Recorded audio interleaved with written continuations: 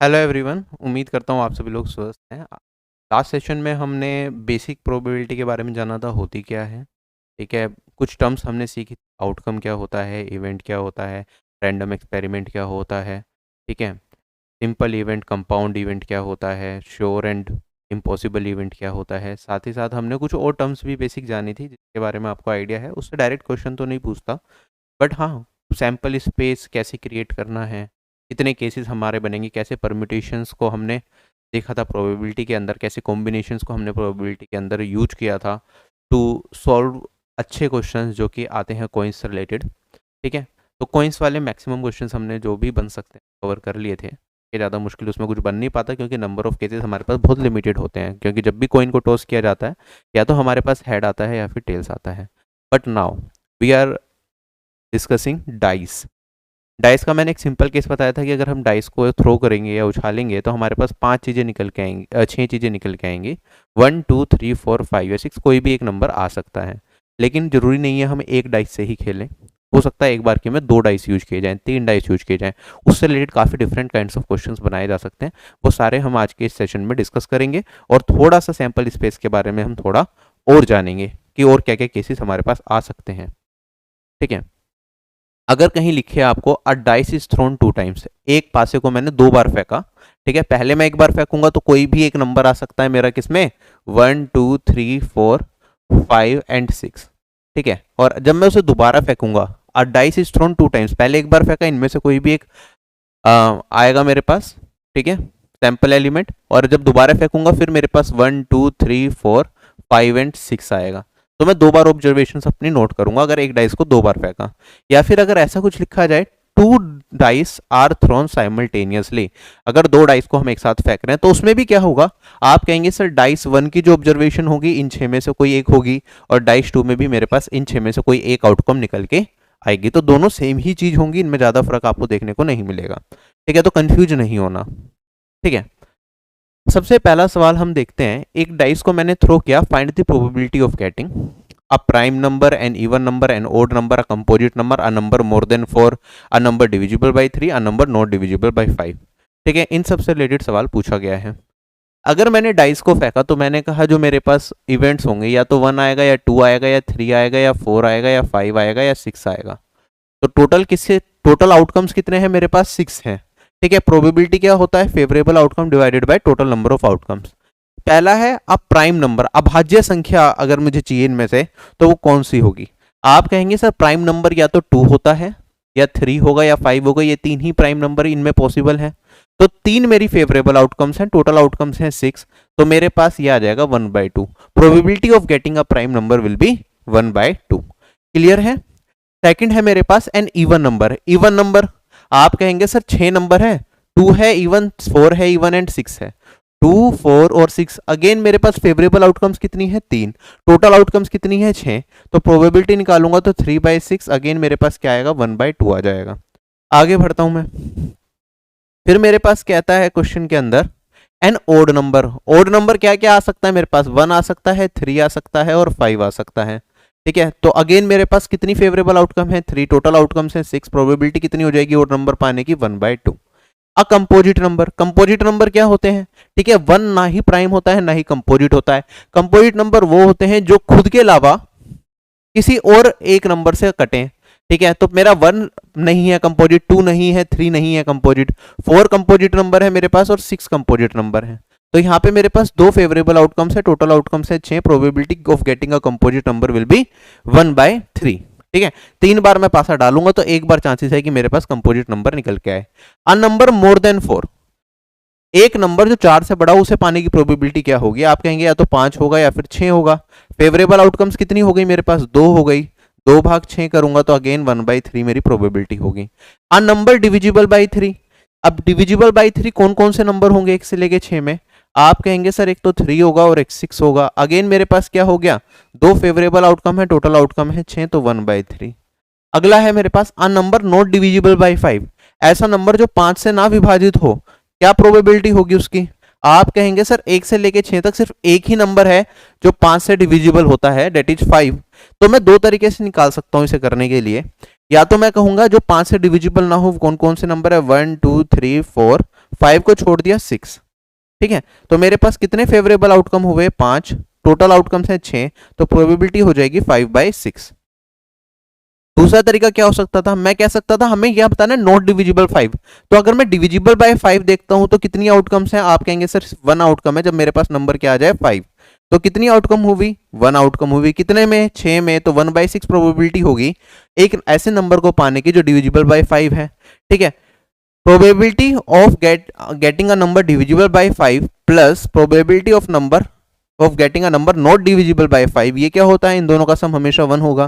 तो probability of getting a number not divisible by 5, ये क्या हो जाएगा? 1 minus 1/6, this will give me 5/6। कोई से भी तरीके से हम कर सकते हैं। क्या ये चीज क्लियर हो गई? अगर मेरे पास बहुत ज्यादा आउटकम्स हैं, ठीक है, मुझे क्या बताना है? कोई नॉट डिविजिबल वाला बताना है, तो आप डिविजिबल वाला निकाल के आसानी से कर सकते हैं नॉट डिविजिबल वाला। तो ये तरीका भी हमारे पास हो सकता है। इसी को यूज करते हुए मान लो मेरे पास क्वेश्चन ये बना दे एग्जामिनर, कहे कि मेरे पास क्या नंबर दे रखे हैं? 1 to फ्रॉम 1 to 1000, 1 से लेके मेरे पास 1000 तक नंबर है। Find the probability of getting a number, अगर मैंने इस 1 से लेके 1000 में रैंडमली चूज करा और मुझे एक नंबर पाना है that is not divisible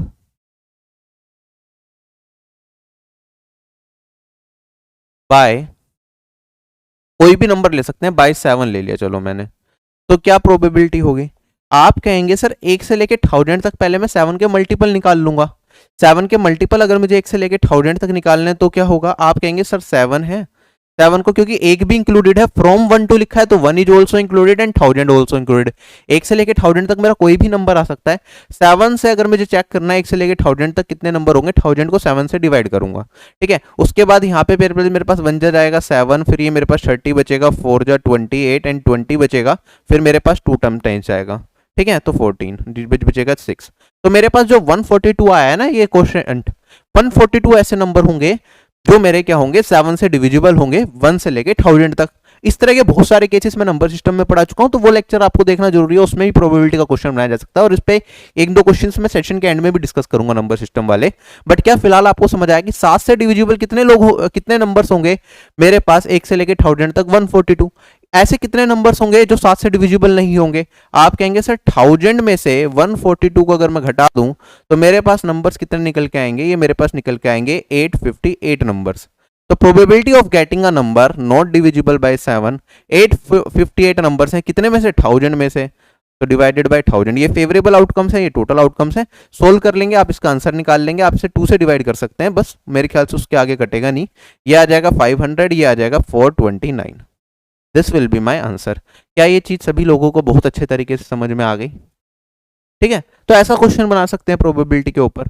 next question हमारे पास, a dice is thrown 2 times, describe the sample space. Sample space क्या होगा अगर मैंने एक डाइस को 2 बार फेंका? ठीक है, जब मैं डाइस को पहली बार फेंकूंगा, डाइस 1, या मतलब मैंने जब पहली बार फेंका तो उसे मैंने D1 का नाम दिया, जो आउटकम्स आएंगे। आप कहेंगे सर मेरी आउटकम्स आएंगी या तो 1 या 2 या 3 या 4 या 5 या फिर 6। अगर मैं डाइस को दोबारा फेंकूंगा, मैंने इसे D2 लिख दिया नंबर ऑफ आउटकम्स के लिए, तो फिर 1 2 3 4 5 एंड 6 इनमें से ही कोई ना कोई आउटकम मेरे पास क्या आएगी? निकल के आएगी। अगर मैं इन दोनों का कंबाइंड सैंपल स्पेस देखूं तो कितने केसेस बनेंगे? आपको मैंने लास्ट क्लास में भी बताया था, अगर मैं परम्यूटेशन लगाता हूं, मेरे पास पहले डाइस 1 को फेंका, 1 से लेके 6 तक कुछ भी आ सकता है, तो 6 के वैल्यूज यहाँ पे पॉसिबल हैं। जब डाइस 2 को फेंकूंगा, फिर 1 से लेके 6 तक कुछ भी आ सकता है, 6 वैल्यूज यहाँ पे पॉसिबल हैं। तो टोटल केसेस कितने बनेंगे? 6 × 6 36। अगर मुझे ये केसेस सारे के सारे नोट डाउन करने होंगे तो वो केसेस क्या होंगे? अगर मैं सैंपल स्पेस बनाऊं यहाँ पे, तो वो क्या होगा? आप कहेंगे सर यहाँ पे पहले 1 रखा मैंने, पहले डाइस पे अगर 1 आया, दूसरे पे 1 2 3 4 5 6 सारा आ सकता है।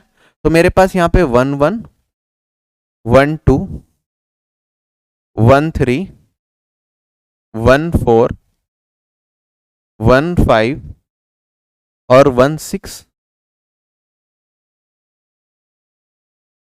यही आएगा।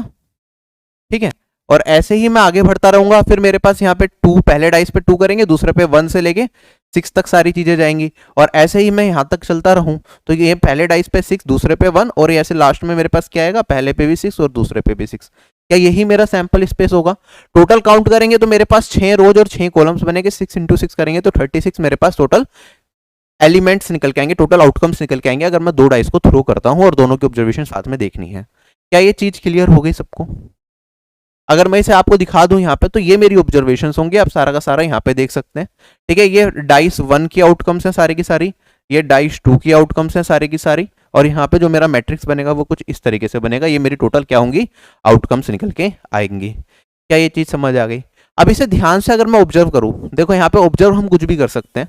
ठीक है, ऑब्जर्व करेंगे तो कैसे क्या चीजें हम ऑब्जर्व करेंगे यहाँ पे इस वाले केस में? डबलेट। ठीक है, डबलेट, DOBLET। डबलेट क्या होता है? जब मेरे पास डाइस 1 और डाइस 2 पे जो आउटकम आए वो बिल्कुल सेम हो, तो डबलेट कौन से होंगे? ये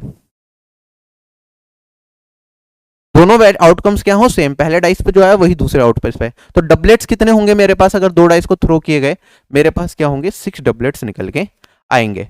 अगर मैं यहाँ पे एक चीज ऑब्जर्व करूं, अगर आप ध्यान से देखेंगे,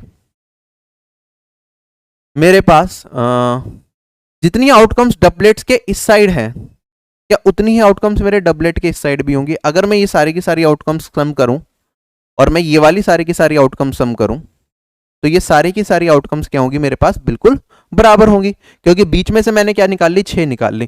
टोटल मेरे पास 36 आउटकम थी, डबलेट की आउटकम कितनी है, 6, तो बचा मेरे पास 30। 30 में से 15 मेरे क्या होंगे, डबलेट के इस साइड होंगी, और 15 मेरे डबलेट के इस साइड होंगी। बस ये हम ऑब्जर्व कर रहे हैं, इसका कोई लेना देना भी क्वेश्चन से नहीं है। जब क्वेश्चन से लेना देना होगा तो मैं आपको बताऊंगा। क्या ये चीजें समझ आ गई? ये चीज हमने ऑब्जर्व कर ली। चलें आगे।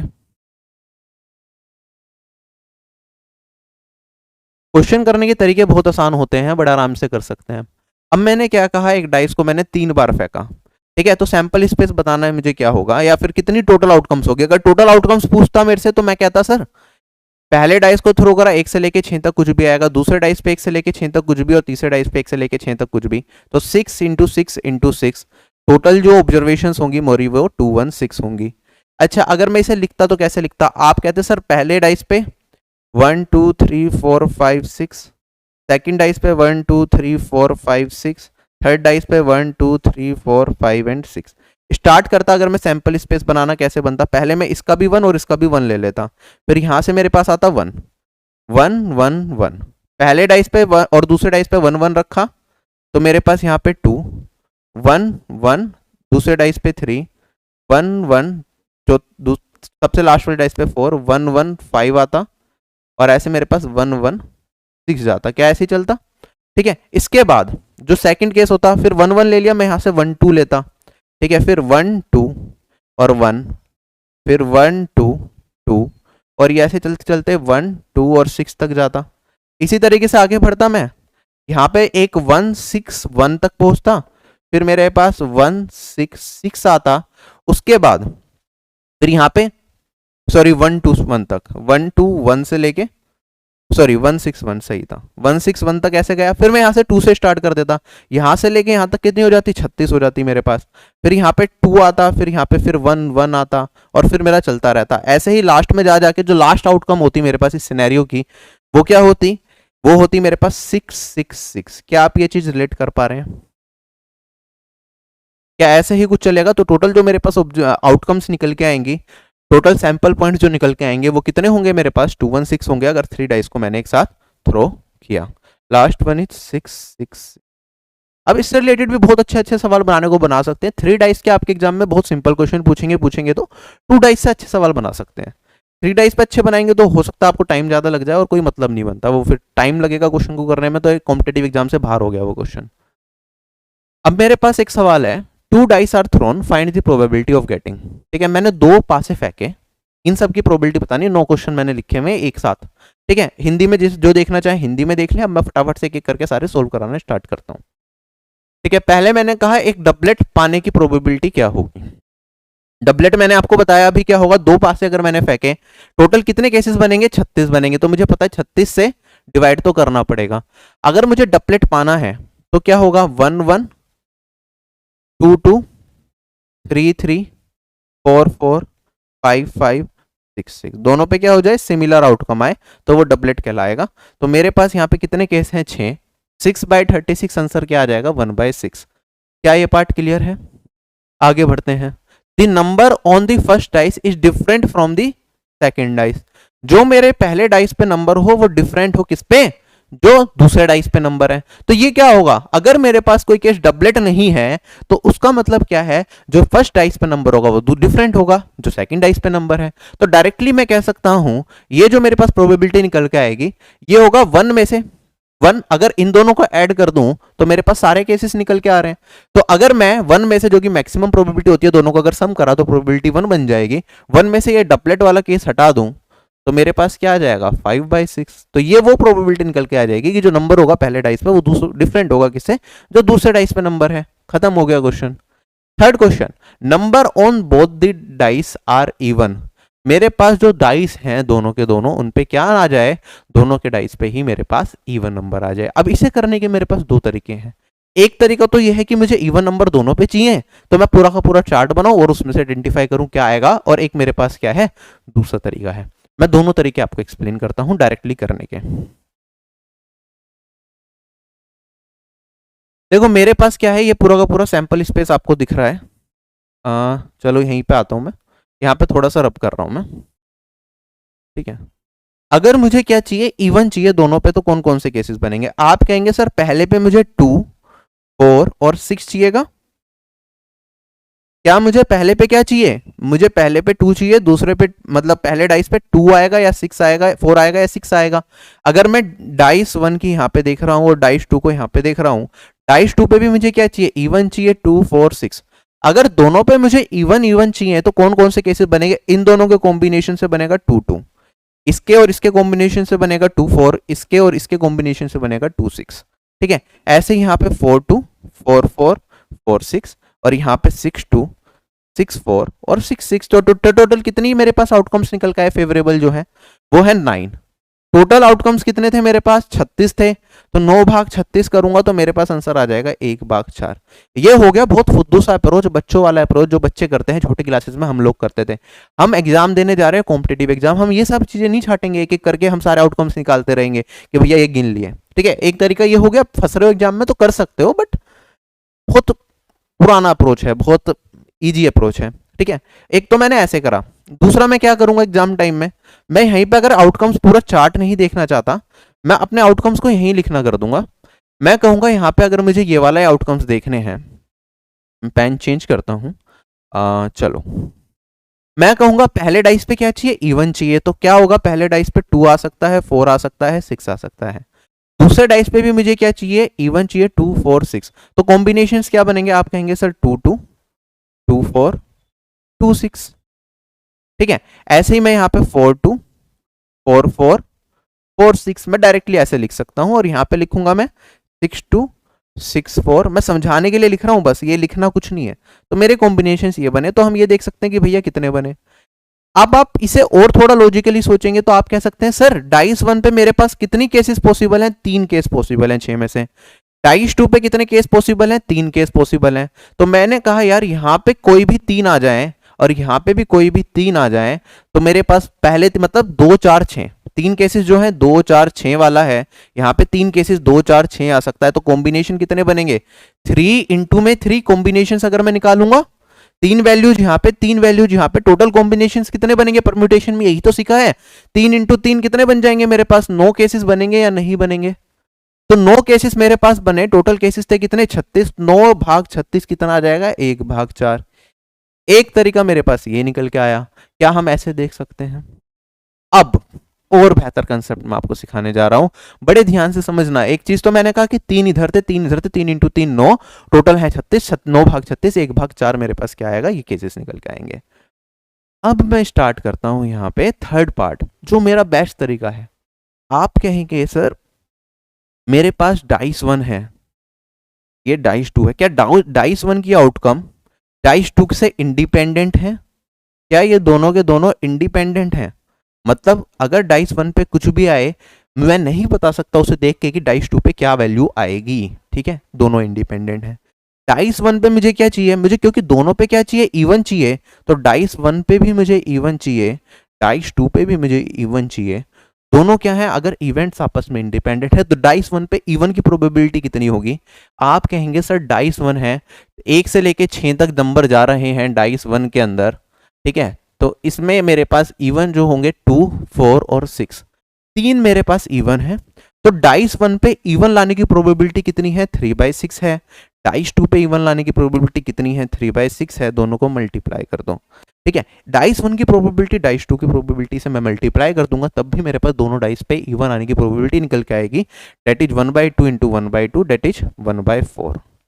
इस पे 1/2 प्रोबेबिलिटी है, इस पे 1/2 है, 1/2 इंटू 1/2 मेरे पास प्रोबेबिलिटी आ जाएगी 1/4। क्या ये चीज क्लियर हो गई? मल्टीप्लीकेशन हम कर देते हैं ऐसे में, ठीक है। अगर दो इंडिपेंडेंट इवेंट है, पहले की प्रोबेबिलिटी निकाली, दूसरे की प्रोबेबिलिटी निकाली, दोनों को मल्टीप्लाई कर दिया, तो कंबाइंड प्रोबेबिलिटी आपके पास आ जाएगी कि दोनों पे इवन आने की प्रोबेबिलिटी क्या होगी।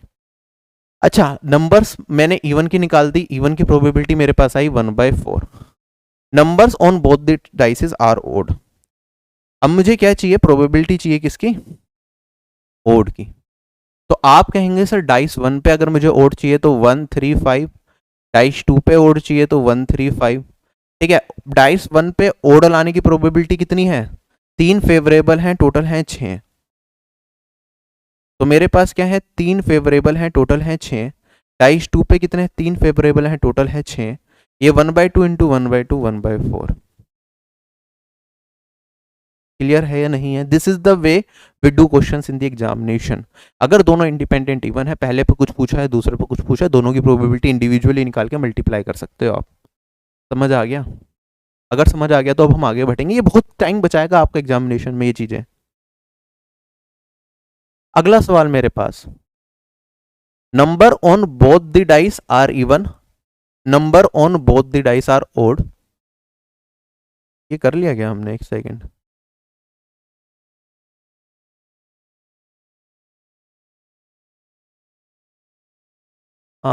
ये रिपीट हो गए 4 और 5 नंबर के question. Number on both the dice are even, number on both the dice are odd, ठीक है, तो ये हटा देना। इसके आगे मैं कुछ और क्वेश्चंस भी लिखवा दूंगा आपको यहीं पे। अब आते हैं सम मोर देन 10। हमें क्या चाहिए, जब दो डाइस मैंने फेंके तो दोनों डाइस पे जो नंबर्स हैं उनका मिला के जो सम बने ना वो मेरा 10 से ज़्यादा होना चाहिए, ठीक है। 10 से ज़्यादा मैक्सिमम सम क्या पॉसिबल है, मैक्सिमम से स्टार्ट करो, क्योंकि 10 से ज़्यादा वाला पूछा है। मैक्सिमम सम जब दो डाइस पे करूंगा तो मैक्सिमम पहले पे 6, दूसरे पे 6, ये बन सकता है मेरे पास 12। तो मेरे पास सम क्या चाहिए, मुझे 12 चल जाएगा सम, और मेरे पास सम 11 चल जाएगा। 10 मोर देन 10 चाहिए, तो 10 इंक्लूडेड नहीं है, 10 नहीं चाहिए। 12 कब बनेगा, आप कहेंगे सर 12 तो तभी पॉसिबल है जब ये 6 आए, ठीक है। 11 कब बनेगा, एक पे 5 हो, दूसरे पे 6 हो, तभी 11 बनेगा। क्या और कोई केस पॉसिबल है? नहीं। लेकिन एक पे 5, दूसरे पे 6, ऐसा भी तो हो सकता है पहले पे 6 हो और दूसरे पे 5 हो। तो टोटल कितने केसेस हो गए सम मोर देन 10 वाले? आप कहेंगे 1, 2 एंड 3। टोटल केसेस कितने हैं, 36 हैं। तो 3/36 1/12 इसकी प्रोबेबिलिटी हो जाएगी। अगला सवाल है मेरे पास सम 8। मुझे क्या चाहिए, सम चाहिए 8। अब सम 8 निकालने के लिए हम कैसे स्टार्ट करेंगे?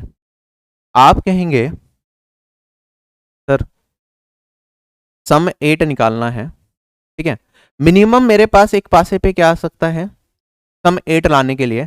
आप कहेंगे सर मिनिमम वाला और मैक्सिमम निकालता हूं मैं। पहले पासे पे मिनिमम रखते हैं, दूसरे पासे पे मैक्सिमम रखते हैं, ठीक है। पहले पासे पे अगर मैंने मिनिमम रखा 2 और दूसरे पासे पे मैक्सिमम है 6, 2 और 6 का सम मेरे पास 8 बनेगा, ठीक है। डाइस 1 की बात कर रहा हूँ मैं, यहाँ से स्टार्ट करूंगा डाइस 2 अगर सम बनाना है, ठीक है। ऐसे मिनिमम मैक्सिमम वाला केस आप यहाँ पे भी ले सकते थे, जब हमें सम क्या बनाना था, मोर देन 10 बनाना था। तो 11 वाले केस के लिए आप कर सकते थे कि सर 11 है, 11 निकालने के लिए मिनिमम और मैक्सिमम, पहले वाले पे मिनिमम रखेंगे, दूसरे पे मैक्सिमम रखेंगे। मैक्सिमम दूसरे पे 6 होगा तो इस पे कितना लाना पड़ेगा, 5 लाना पड़ेगा मिनिमम। ऐसे ही फिर हम आगे बढ़ेंगे, इसमें बढ़ाएंगे एक नंबर, इसमें एक बढ़ाया तो 6, इसमें एक घटाया तो 5, दो ही केस बन सकते हैं। 12 के लिए मिनिमम और मैक्सिमम दोनों पे हमारे पास क्या होगा, ये 6 ही होगा। तो 3 केसेस हम निकाल सकते थे ऐसे मिनिमम मैक्सिमम करके, पीछे भी और यहाँ पे भी हम यही करेंगे। मैंने कहा सम अगर 8 बनाना है तो मिनिमम पहले वाले पे रखा, दूसरे वाले पे मैक्सिमम रखा, तो 2 और 6। अब इसमें क्या करूंगा, एक बढ़ाऊंगा, इसमें एक घटाऊंगा, इसमें एक बढ़ाया 3, इसमें एक घटाया 5, इसमें एक बढ़ाया 4, इसमें एक घटाया 4, इसमें एक बढ़ाया 5, इसमें एक घटाया यहाँ पे 3, इसमें एक बढ़ाया 6, इसमें एक घटाया 2। क्या यही केसेस बनेंगे? क्या इसके अलावा कोई केस पॉसिबल है क्या? जल्दी बताएं। अगर मैं सम वाले केसेस देख रहा हूं तो क्या इसके अलावा कोई भी और केस मेरे पास पॉसिबल होगा जिसका सम 8 बनेगा? नहीं। तो कितने केसेस हो गए? 1 2 3 4 5। ठीक है, 5 केसेस मेरे पास क्या है, निकल के आए। अब ये 5 केसेस मैंने बेसिक से निकाले, इसमें भी ट्रिक्स हैं, हम इसमें भी और आसान कर सकते हैं अपना काम, वो बताऊंगा अभी। फिलहाल मैं कहूंगा 5/36, ये मेरा इस सवाल का क्या आएगा, उत्तर आएगा। ठीक है, अब इसमें और क्या सोच सकते थे भैया? मैंने कहा यहाँ पे मेरे पास मिनिमम 2 है और मैक्सिमम 6 है, क्योंकि दो डाइस हैं, लास्ट ऑब्जर्वेशन क्या होगी, ये इंटरचेंज कर जाएंगे। मैक्सिमम क्या आएगा मेरे पास? 6 आएगा, और मेरे पास मिनिमम क्या आएगा? 2 आएगा। तब तक मेरे पास ये सम वाला सिनेरियो चलता रहेगा। ठीक है, हम इसमें एक बढ़ाएंगे, इसमें एक घटाएंगे, इसमें एक बढ़ाएंगे, एक घटाएंगे, कोई और कंडीशन तो दे नहीं रखी है मुझे। ठीक है, तो अगर मैं इसी को आगे सोल्व करता हूं तो आप कहेंगे सर डायरेक्टली अगर निकालो ना टोटल आउटकम्स कितने निकल के आएंगे, मुझे सम 8 बनाना है। तो मैं कहूंगा यहाँ पे 2 और 6, तो ये पहली आउटकम है, इसे काउंट कर लो, प्लस इन दोनों का जो डिफरेंस है उसे ऐड कर लो। इन दोनों का डिफरेंस कितना है मेरे पास? 6 और 2 का, ये है 4। तो टोटल आउटकम्स कितनी होंगी? डिफरेंस ऑफ 2 एंड 6, 2 4 और 1 5, टोटल मेरे पास कितनी आउटकम्स निकल के आएंगी? 5 निकल के आएंगी, जिसमें सम मेरे पास 8 बनेगा। क्या ये लॉजिक भी हम यूज कर सकते हैं? सारी चीजें लॉजिक पे डिपेंडेंट है। इस तरह के लॉजिक हम पहले भी पढ़ चुके हैं, कहीं ना कहीं हमने देख चुके हैं। हम ट्रायंगल्स वाले क्वेश्चन में जब नंबर ऑफ ट्रायंगल्स कर रहे थे, जब भी हमने कुछ चीजें देखी थी। ठीक है, तो बहुत सारी जगहों पे आपको इस तरह के लॉजिक काम आएंगे। सोचते रहना है कि कैसे हम सिंप्लीफाई करें चीजों को। मुश्किल क्वेश्चन बनेगा तो कैसे बनेगा? अब देखो यहाँ पे मैंने ये लॉजिक लगा के आसानी से आंसर निकाल दिया। ठीक है, अगर ये क्वेश्चन मेरे पास सम 8 की जगह कहता सम मोर देन 7, यहीं पे मैं एक क्वेश्चन आप लोगों के लिए फ्रेम करता हूं कि हमें क्या चाहिए? Probability of getting sum more than 7। ठीक है, और हमने कितने करें? 2 डाइस थ्रो करें। क्या आएगा इसका आंसर? अब देखो मोर देन 7 निकालने में तो हमारा 8 आ सकता है, 9 आ सकता है, 10 आ सकता है, 11 आ सकता है, 12 आ सकता है। ठीक है, तो हम कैसे करेंगे? सारे के सारे केसेस कैसे लेंगे? एक एक करके तो बहुत मुश्किल हो जाएगा। तो मैं कहूंगा डायरेक्टली अगर मुझे निकालना होगा मोर देन 7 वाला सिनेरियो, ठीक है, तो हमारे पास सम या तो मेरा 8 आ सकता है, सम 9 आ सकता है, 10 आ सकता है, 11 आ सकता है, 12 आ सकता है। ठीक है, सम 8 बनाने के लिए मेरे पास मिनिमम, मिनिमम और मैक्सिमम की मैं बात करूंगा। ठीक है, सब जगह मिनिमम और मैक्सिमम, या फिर मैं इसे लिख सकता हूं, यहां पे लिखता हूं 8 9 10 11 12। फटाफट से देखना, मैंने टेबल बना दी है।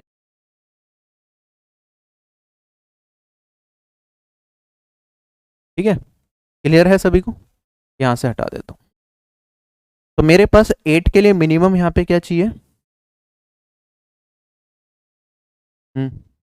यहाँ पे 2 चाहिए और यहाँ पे 6 चाहिए। 9 के लिए 3 6, 10 के लिए 4 4 6, मैक्सिमम तो सबका सेम ही रहेगा। 11 के लिए 5 6 और यहाँ के लिए 6। कितनी ऑब्जर्वेशंस बनेगी? देखो 2 और 6 ये तो अपने आप में एक ऑब्जर्वेशन है, प्लस इन दोनों का डिफरेंस कितने का है? 4 का। यहाँ पे क्या है? अपने आप में ये एक है, इन दोनों का डिफरेंस कितने का है? 3 का है।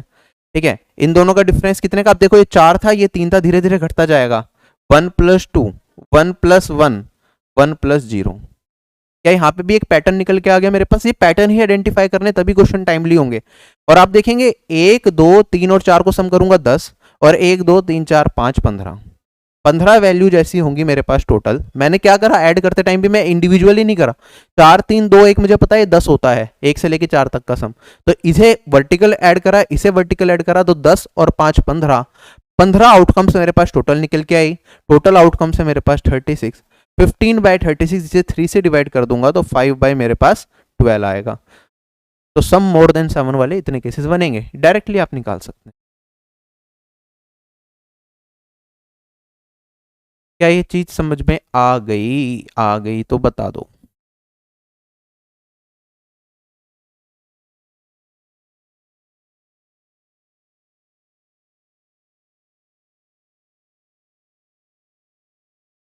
चलें आगे।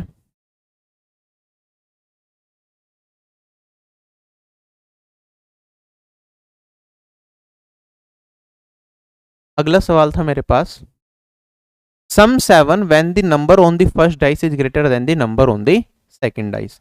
मुझे क्या चाहिए, सम 7 चाहिए, लेकिन जो फर्स्ट डाइस पे मेरा नंबर होगा ना वो बड़ा होना चाहिए number on the second dice. इसे करते हैं सोल्व।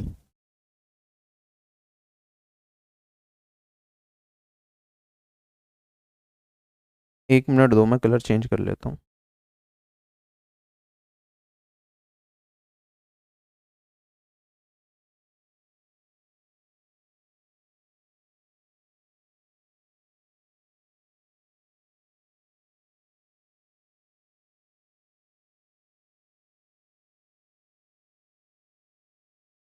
अच्छा, सम 7 लाने के लिए अब मुझे बताओ, अब यहाँ पे एक कंडीशन दे रखी है, number on the first dice greater than the number on the second dice. एक तो होता है कि मैं एक एक करके सारे केसेस निकालता हुआ चलूँ, ठीक है। तो अब हम क्या करेंगे, यहाँ पे सम 7 बनाने के लिए आप करेंगे dice 1 number on the first dice बड़ा चाहिए ना, तो मैं डाइस 1 लिखूंगा, यहाँ पे मैं लिखूंगा डाइस 2, ठीक है। डाइस 1 पे बड़ा चाहिए तो मैं स्टार्ट करूंगा, यहाँ पे इसे रखेंगे सबसे मैक्सिमम और इसे रखेंगे मिनिमम। 7 बनाने के लिए मुझे ये 6 और ये 1 चाहिएगा, ठीक है। अगर ये 6 चाहिए, ये 1 चाहिए, अब आगे बढ़ाऊं, यहाँ पे मैं 5 कर दूंगा, यहाँ पे मेरे पास 4 हो जाएगा। यहाँ पे मैं क्या कर दूंगा, 4 रख दूंगा, यहाँ पे मेरे पास 3 हो जाएगा। आगे बढ़ूंगा, यहाँ पे मैंने क्या करा, 3 रखा, यहाँ पे 4। क्या ये कंडीशन ब्रेक हो गई मेरी साथ के साथ? यहाँ पे नंबर 1 क्या हो गया मेरा, छोटा हो गया नंबर 2 से, तो यहाँ तक मैं नहीं जाऊंगा, बस 3 केसेस मेरे पास बनेंगे। मेरे पास क्या हो, डाइस 1 पे क्या हो, बड़ा हो डाइस 2 से, तो कितने केस बने मेरे पास, 3 बने। टोटल केस कितने हैं, 36, तो क्या आएगा 1/12 आंसर। समझ आ गया सबको? ऐसे कर सकते हैं।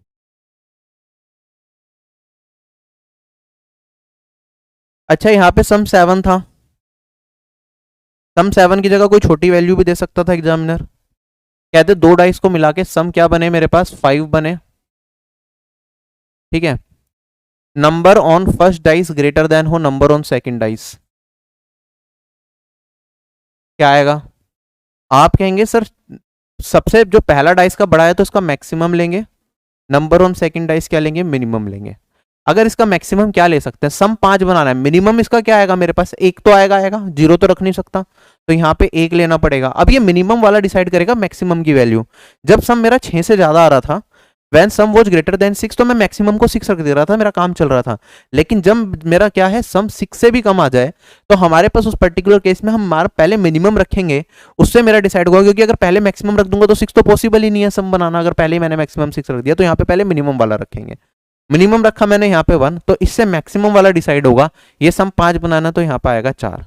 फिर इसमें एक बढ़ा देंगे, इसमें एक घटा देंगे, और आगे बढ़ूंगा, इसमें एक बढ़ाऊंगा, इसमें एक घटा दूंगा, तो ये वाला केस क्या हो गया मेरा, गलत हो गया, पॉसिबल ही नहीं है। तो कितने केसेस आए, 2 केसेस, तो मेरा आंसर क्या होगा, 2/36।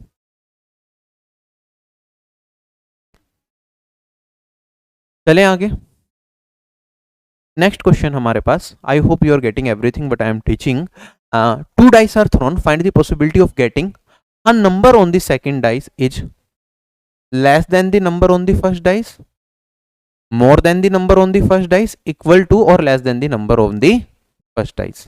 ठीक है, मेरे पास क्या है कि मैंने 2 डाइस को थ्रो करा, ठीक है। प्रोबेबिलिटी बता दो, जो पहले डाइस पे नंबर हो वो क्या हो, छोटा हो, दूसरे डाइस पे जो नंबर है, पहले डाइस पे जो नंबर हो बड़ा हो, दूसरे डाइस पे जो नंबर है सेकंड केस, और थर्ड है इक्वल टू और less than the number only first dice, ठीक है। अब जैसे मैंने आपको टेबल बनाई थी, अगर यहाँ पे आपको टेबल या सिमेट्रिसिटी आप इसकी समझ पा रहे हो, तो आपको कोई भी दिक्कत नहीं आएगी क्वेश्चन सोल्व करने में, ठीक है। अगर मैं ये पूरा मैट्रिक्स आपको फिर से दिखाऊं, इस क्वेश्चन को करने के लिए मैं मैट्रिक्स दिखा रहा हूं, बाकी ये मैट्रिक्स आपके मन में होना चाहिए, आपको सिमेट्री समझ में आनी चाहिए इस तरह के क्वेश्चंस को करने के लिए। ये मेरे पास है, मैंने इसमें कहा था कि जब दोनों डाइसिस पे क्या हो जाएगा, सेम चीज आ जाएगी मेरे पास। तो मेरे पास ये वाले डपलेट बनाने के लिए मुझे ये कंडीशन चाहिए कि दोनों डाइस पे क्या होगा, नंबर सेम होगा। तो ये मेरे पास कितनी ऑब्जर्वेशन थी 30 में से, ये टोटल मेरे पास 36 में से ये 6 ऑब्जर्वेशन थी। 6 घटा दूंगा तो 30 ऑब्जर्वेशन बचेंगी। 30 में से मेरी 15 ऑब्जर्वेशन इधर होंगी और 15 ऑब्जर्वेशन क्या होंगी मेरी, इस साइड होंगी, 15 इस साइड होंगी। क्या ऐसे ही होगा, यही डिस्कस किया था। अब देखो जो इस साइड वाली ऑब्जर्वेशन है, इसमें क्या होगा, फर्स्ट डाइस पे जो नंबर होगा हमेशा बड़ा होगा सेकंड डाइस के नंबर से। 2 बड़ा है 1 से, 3 बड़ा है 1 से, 3 बड़ा है 2 से, ऐसे चल रहा है। ठीक है, यहां तक कि ये जितनी भी ऑब्जर्वेशन है मेरे पास, ये जितनी भी ऑब्जर्वेशन मैं यहाँ पे देख पा रहा हूं, इसमें क्या है, मेरा फर्स्ट डाइस पे नंबर क्या है, बड़ा है सेकंड डाइस पे। ऐसे ही मैं इधर देखूंगा, जितनी भी ऑब्जर्वेशन है मेरा, जो सेकंड डाइस है उस पे नंबर बड़ा होगा फर्स्ट डाइस है, और बीच में ये लाइन वो जा रही है जहां पे मेरे पास दोनों डाइस पे क्या होगी, इक्वल नंबर ऑफ ऑब्जर्वेशन होंगी। तो मैंने कहा ये मेरे पास 6 है इक्वल वाली, ठीक है, 6 30 में से घटाया, 36 में से घटाया तो मेरे पास बची 30 ऑब्जर्वेशन। 30 में से 15 इधर जाएंगी, जिसमें फर्स्ट डाइस पे क्या होगा, बड़ा होगा, डाइस 1 पे जो नंबर है बड़ा है डाइस 2 से। 15 ऐसी होंगी जिसमें डाइस 1 पे जो नंबर है छोटा होगा डाइस 2 से। तो प्रोबेबिलिटी क्या होगी, मेरे पास प्रोबेबिलिटी निकालनी है, तो यहाँ पे 15/36 है, यहाँ पे भी 15/36 निकल के आएगा, और दोनों बिल्कुल सिमिलर चीजें हैं तो दोनों पे सेम ही आएगा। अगर आपने एक का भी निकाल लिया तो दूसरे का आप ऑटोमेटिकली खुद से निकाल सकते हैं। तो मैं डायरेक्टली क्वेश्चन पे जाता हूँ, ठीक है, ये सोचने वाली चीज थी, अगर आप सोच लेते तो डायरेक्टली आंसर कर देते इसमें, ठीक है, एक एक केस बनाना पड़े अगर आपको तो फिर वो टाइम लिमिट से बाहर हो जाएगा हमारा क्वेश्चन, ठीक है। तो मैंने कहा number on the first dice, मैंने कहा सबसे पहले मैं डुप्लेट देखूंगा, डबलेट कितने बनेंगे, जब भी 2 डाइस फोरो, 2 डाइस फेंके तो डबलेट मेरे बनेंगे 6, ठीक है। 3 डाइस फेंकता तो ट्रिपलेट हम वहां पे कैलकुलेट कर रहे होते, और उस केस में ट्रिपलेट भी मेरे 6 ही बनते, 1 1 1 2 2 2 3 3 3 4 4 4 5 5 5 6 6 6। यही केस हमेशा ऐसे आते हैं जहां पे सारे आउटकम्स मेरे क्या हो, सिमिलर हो, दोनों डाइस पे, तीनों डाइस पे, या चौथे डाइस पे, या पांचवें डाइस पे, कितने भी हम फेंके, ठीक है, सिमिलर आउटकम, सब पे सेम आउटकम वाले टोटल 6 केस बनेंगे डाइस के केस में। तो डबलेट मैंने कहा यहाँ पे कितने हैं, मेरे पास 6 हैं, ठीक है। अगर मुझे क्या चाहिए, एक डाइस पे नंबर ज्यादा चाहिए दूसरे डाइस से, तो वो डबलेट वाला केस नहीं हो सकता। तो 30 में से मैंने घटाया 6 को, तो मैंने कहा मेरे पास 30 आउटकम्स बचे। अब 30 आउटकम में से आधे केस वो होंगे जिसमें पहले डाइस पे नंबर ज्यादा होगा, आधे केस वो होंगे जिसमें दूसरे डाइस पे नंबर ज्यादा होगा। तो 15 इधर गए, 15 इधर गए, तो probability of getting a number less than the number on the first dice, second dice पे जो नंबर आए पहले डाइस पे नंबर से कम हो, कितना होगा, 15/36। दूसरा है more than the number on the first dice, तो ये होगा मेरे पास सिमिलरली, ये भी 15/36, दोनों केस बराबर होंगे। और अगर मैं बात करता हूं इक्वल टू और less than the number on the first dice, पहले डाइस के जितने बराबर हो या उससे कम हो, तो आप कहेंगे सर बराबर के लिए हमारे पास 6 केस हैं, लेस वाले मेरे पास कितने केस हैं, 15 केस हैं। तो 6 + 15 डिवाइडेड बाय 36, ये होगा 21/36, ठीक है। इन्हें अगर आप डिवाइड कर दोगे, ठीक है, 3 3 से सारी वैल्यू कट रही है, 5/12 है, 5/12 है, और ये मेरे पास 7/12 है। क्या क्वेश्चन समझ में आ गया आपको, ठीक है। बेसिक अप्रोच क्या रहती है अगर आप करते तो, ठीक है, 1 से स्टार्ट करता, 1 1 तो कुछ नहीं होता। अगर मुझे क्या चाहिए, सेकंड डाइस पे जो नंबर चाहिए वो बड़ा चाहिए या छोटा चाहिए, सेकंड डाइस पे नंबर, सेकंड डाइस पे हमें क्या चाहिए, छोटा चाहिए, फर्स्ट डाइस पे बड़ा चाहिए, तो हम कहते हैं यहाँ से स्टार्ट करता 2 से लेके 1 तक आता, 2 2 भी नहीं जाता, 3 से स्टार्ट करता 3 1 3 2। और ऐसे अगर आप पैटर्न को भी आइडेंटिफाई करते हैं ना, आप देख पाते हैं ये वाला तो मेरा केस इंक्लूड नहीं होगा, यहाँ पे एक आया, फिर जब मैं 3 से स्टार्ट करूंगा तो 3 से लेके सेकंड डाइस पे 1 और 2 दो वैल्यू जा सकते हैं, तो यहाँ पे 2 बनेंगे। यहाँ पे 4 करूंगा तो 1, फिर यहाँ 3 तक जाएगा, 4 3 तक ना, तो यहाँ पे 3 बनेंगे। फिर यहाँ पे 5 रखूंगा तो 4 केस बनेंगे। यहाँ पे 5 6 से स्टार्ट करूंगा तो 6 1 से लेके 6 5 तक जाएगा, तो 5 केस बनेंगे। You can observe this pattern as well, 1 + 2 + 3 + 4 + 5 कितने केसेस बने, 15, ठीक है। ये बेसिक अप्रोच हो गया। चले आगे, तो माइंड खुला रखोगे तो हर किसी भी तरीके से आप देख सकते हैं। 3 डाइस को अब हमने फेंका, कहता है प्रोबेबिलिटी बता दो सेम नंबर तीनों डाइस पे आने की, तो आप कहेंगे सर कौन कौन से केस बनेंगे, 1 1 1, 2 2 2, 3 3 3, ऐसे ही 4 4 4। लिखने की जरूरत नहीं है आपको एग्जाम में, आपको बस पता होना चाहिए 5 5 5 एंड 6 6 6। कितने केस बने, 6। 3 डाइस को थ्रो करेंगे तो टोटल आउटकम 6 × 6 × 6, क्योंकि एक डाइस पे 6 आउटकम है, तीनों को मल्टीप्लाई करेंगे तो ये 1/36 मेरा इस क्वेश्चन का आंसर आएगा। Option number C is correct. चले आगे, अगला सवाल। अब ये वाला सवाल अच्छा एग्जाम में प्रीवियस ईयर का क्वेश्चन है ये, ठीक है, एसएससी में तो नहीं पूछा गया, किसी और एग्जाम का है। 3 dice are thrown, a appears on the first dice, B appears on the second dice and C appears on the third dice. Find the probability of getting A less than B less than C. मैंने क्या करा, 3 dice को उछाला, ठीक है, कुछ इस तरीके से कि जो पहले डाइस पे आउटकम है वो A है, दूसरे डाइस पे जो आउटकम है B है, और तीसरे डाइस पे जो आउटकम है वो C है। तो कितने केसेस ऐसे बनेंगे जब हमारा ए छोटा हो बी से और बी छोटा हो सी से? कैसे कैलकुलेट करेंगे, फटाफट से बताइए।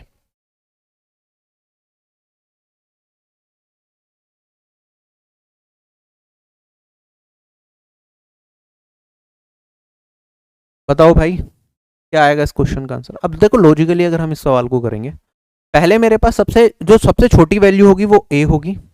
ए का मान कहां से कहां तक जा सकता है? आप कहेंगे सर ए 1 to 4 जा सकता है, क्योंकि फिर 4 तक इसलिए रखा क्योंकि एक वैल्यू ये लेगा एक लेगा, जब ये 4 जाएगा तो ये 5 और 6 ही ले सकता है, उसके अलावा कुछ पॉसिबिलिटी नहीं है।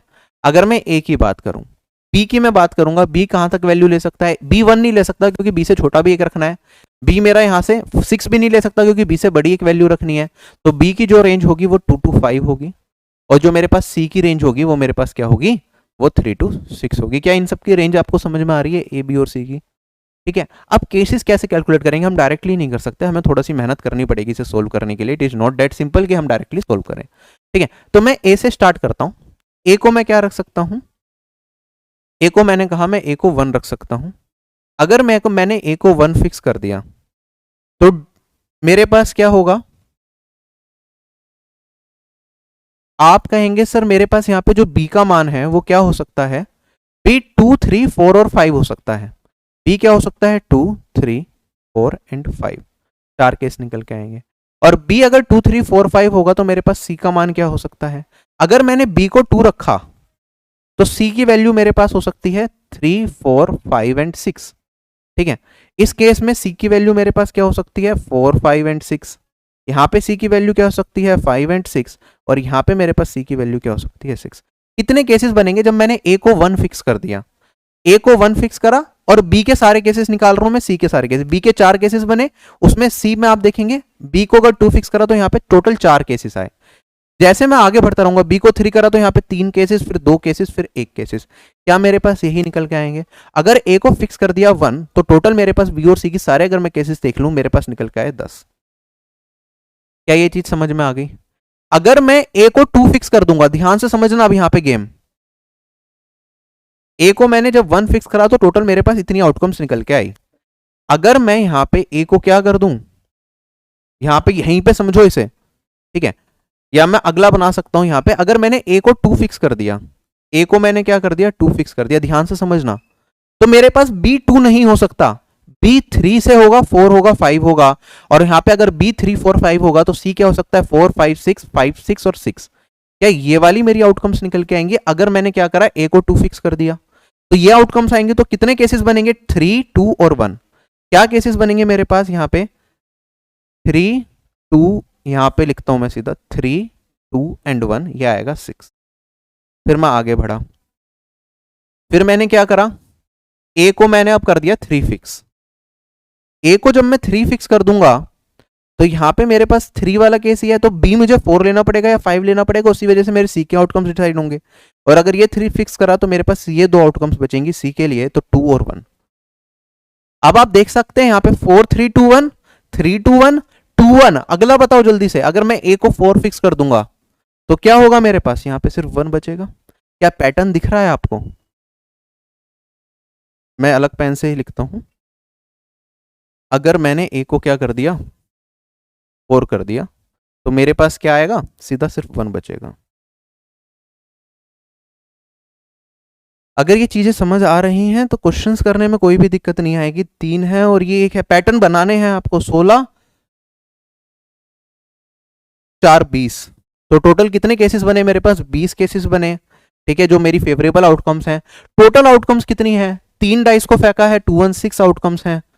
तो 20 डिवाइडेड बाई 216, 5 4 से काट देंगे तो मेरे पास 5 भाग, ये मेरा क्या आएगा? इस सवाल का उत्तर आएगा। क्या सभी लोगों को क्वेश्चन बहुत अच्छे तरीके से समझ आ गया? क्लियर है या नहीं है? डन है। अगला सवाल मेरे पास,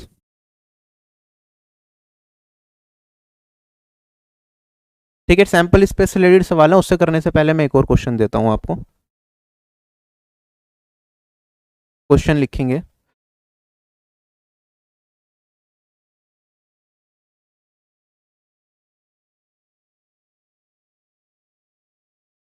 3 dice are thrown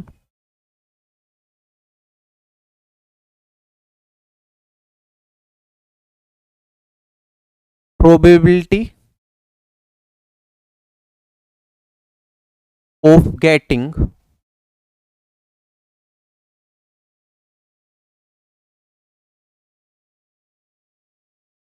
prime number on first dice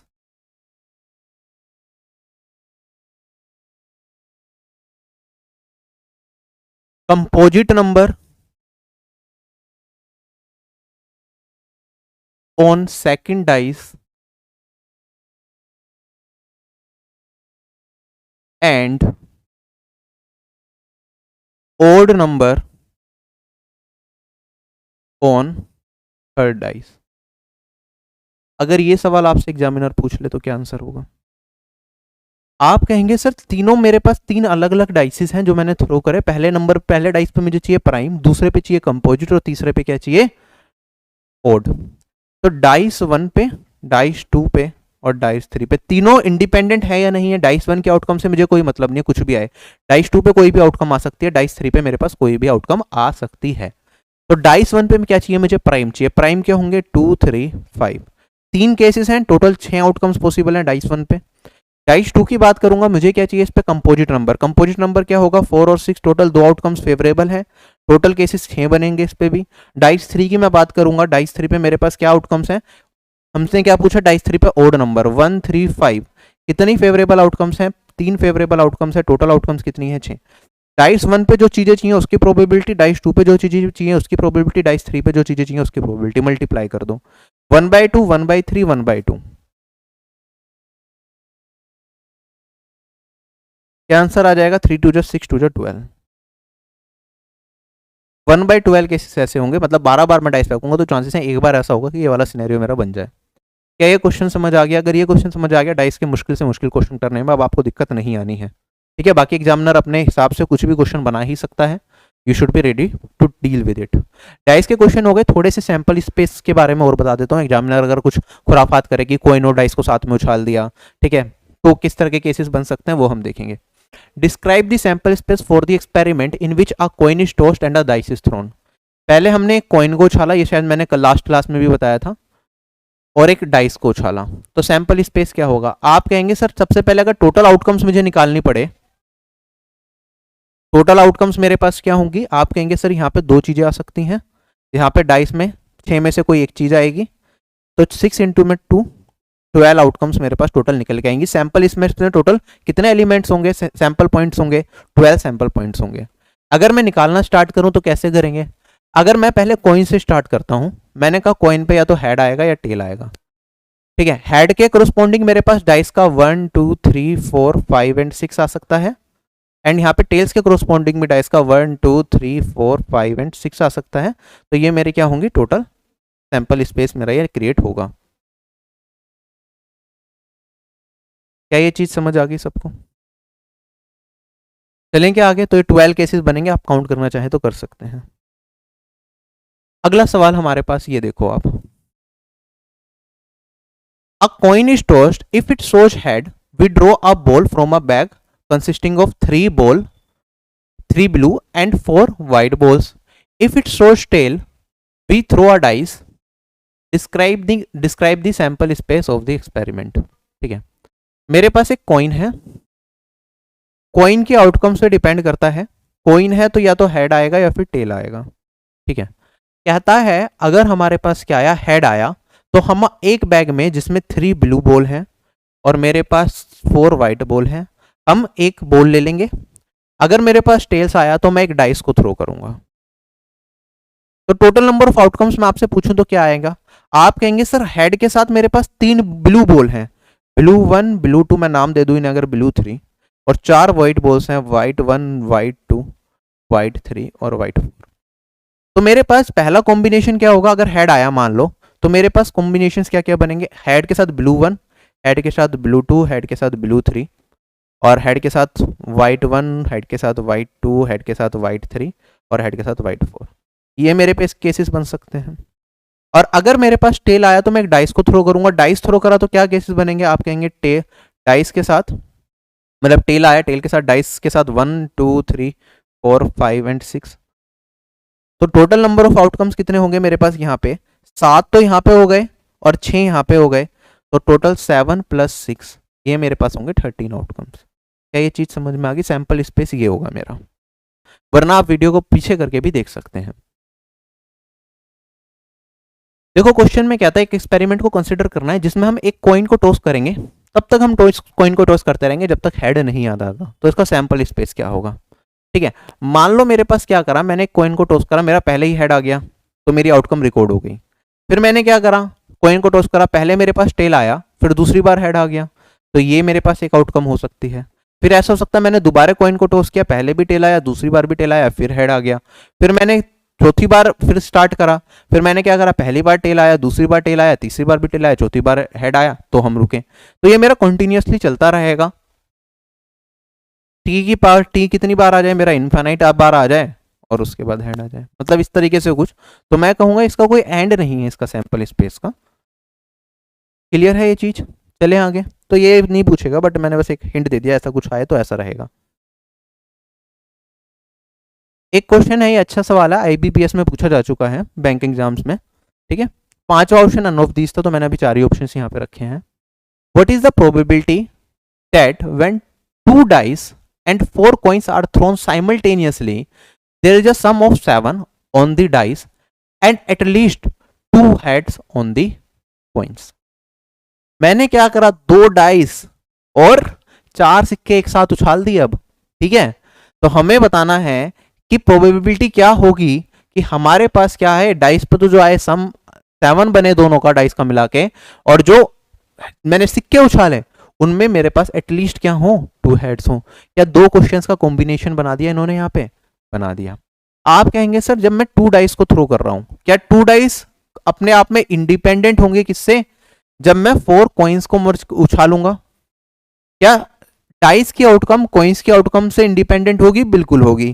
ठीक है, डाइस दोनों डाइस की अपनी अपनी आउटकम, पहले डाइस पे क्या आ रहा है, दूसरे डाइस पे क्या आ रहा है, ये भी अपने आप में डिफरेंट होगी। किससे? जो 4 वो आपस में डिफरेंट है, और चारों कॉइन्स, पहले कॉइन पे क्या आ रहा है, दूसरे कॉइन पे, तीसरे कॉइन पे, चौथे कॉइन पे, ये भी आपस में इंडिपेंडेंट है। लेकिन यहाँ पे हम डाइस और कॉइन को तो इंडिपेंडेंटली देख सकते हैं, लेकिन दोनों डाइस को इंडिपेंडेंटली देखना और चारों कॉइन्स को इंडिपेंडेंट देखना, ये हम नहीं कर सकते। क्यों नहीं कर सकते? क्योंकि जो मुझसे पूछा है, मुझे डाइस पे क्या चाहिए, दोनों डाइस पे मिला के सम चाहिए 7। ठीक है, ये एक डाइस का नहीं पूछा, मुझे दोनों डाइस का मिला के सम पूछा है 7। तो कितने केसेस बनेंगे अगर मैं 2 डाइस उछालता हूं? आप कहेंगे सर आपने 2 डाइस थ्रो करे, 7 चाहिए, तो मैक्सिमा और मिनिमम वाला मैं कॉन्सेप्ट यूज करूंगा। आपने अभी तो सेम क्वेश्चन कराया है, तो आप एक मैक्सिमम को 6 ले लेंगे तो मिनिमम को 1 लेना पड़ेगा। फिर हम धीरे धीरे इसमें चेंज करते रहेंगे, इसे घटाएंगे, इसे बढ़ाएंगे। या फिर अगर आपको डायरेक्टली टोटल निकालना है तो घटाने बढ़ाने के सिलसिले को भी छोड़ते हैं, उसका भी आपने छोटा तरीका बताया ही था कि एक आउटकम तो मेरी ये हो गई 6 और 1, 6 में से 1 को घटाऊंगा, इनका डिफरेंस आएगा मेरे पास 5, तो +5 कर देंगे तो मेरे पास बन गया ये 6। टोटल आउटकम्स कितनी हो गई मेरे पास? क्या यहाँ पे 6 आउटकम्स निकल के आएंगी जब मेरे पास सम 7 बनेगा।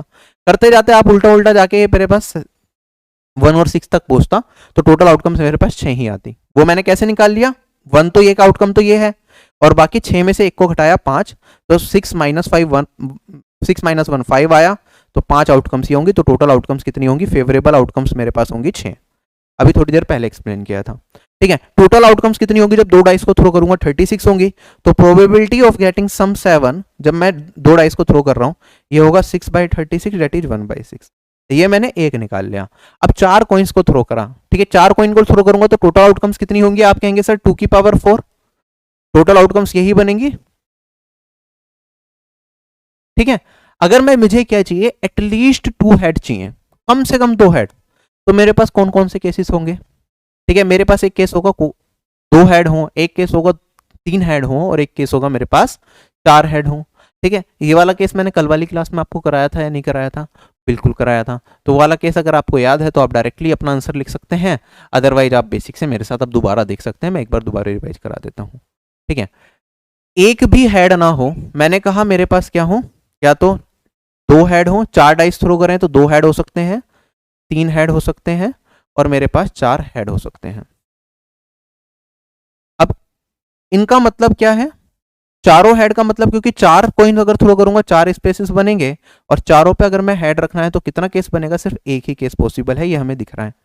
3 हेड का मतलब क्या है, एक टेल होगा, बाकी 3 हेड होंगे।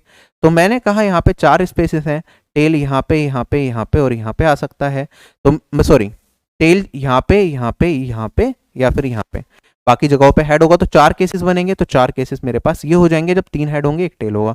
वरना मैं कहता अगर मुझे क्या चाहिए, 3 हेड चाहिए, 4 स्पेसिस अवेलेबल हैं, तो 4C3 में इसे लिख सकता था। 4 में से कोई भी 3 चाहिए, तीनों हेड देख लिए। वरना मैं लिख सकता था एक टेल चाहिए, ये बात एक ही है, तो 4C1 लिखता। 4C3 और 4C1 आपस में क्या होते हैं, बराबर होते हैं। ठीक है, तो या तो एक टेल निकाल लिया या फिर 3 हेड निकाल लिया, ऐसे करके कॉम्बिनेशन वाला फॉर्मूला लगा के मैं यूज कर सकता, तो 4 आ जाएंगे। अब मुझे क्या चाहिए, 2 हेड चाहिए, 4 स्पेसिस हैं। डायरेक्टली कहेंगे सर 4 स्पेसिस हैं, 4 ही मुझे हेड, सॉरी 2 हेड चाहिए, तो 4 में से 2 में हेड चाहिए, तो 4C2 कॉम्बिनेशन बनेंगे। ठीक, तो अगर मैं इसे कॉम्बिनेशन के फॉर्मूले से ही लिखूं जो मैंने कल पढ़ाया था, तो यहाँ पे मेरे पास आएगा 4C2, यहाँ पे 3 हेड चाहिए 4C3, और यहाँ पे मुझे चाहिए 4C4। ठीक है, इन सबको ऐड कर देंगे, इतने मेरे पास केसेस बनेंगे जहां पे मेरे पास 2 या 2 से अधिक हेड्स होंगे। Divided by total number of cases is 2 की पावर 4, दैट इज 32 16। 4C2 क्या आएगा, 4 इंटू 3 डिवाइडेड बाई 2 6 आएगा सोल्व करके, ये आएगा 4 और ये आएगा मेरे पास 11/16।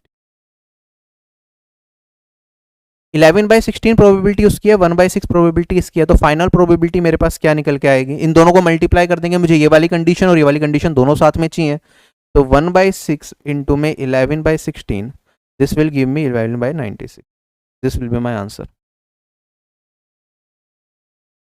समझ आ गया। ठीक है, ये क्वेश्चन एग्जाम में तभी कर पाओगे जब सारे कंसेप्ट पता है। मैं ऊपर ऊपर से कराने को तो 1 घंटे में भी प्रोबेबिलिटी खत्म कर सकता था, जैसे लोग यूट्यूब पे खत्म करते हैं 1 घंटे की क्लास ली प्रोबेबिलिटी की, बेटा इसमें से क्वेश्चन आ जाएंगे सारे के सारे खत्म। लेकिन ऐसा सवाल जो IBPS में पूछा जा सकता है, ये CGL में भी पूछा जा सकता है।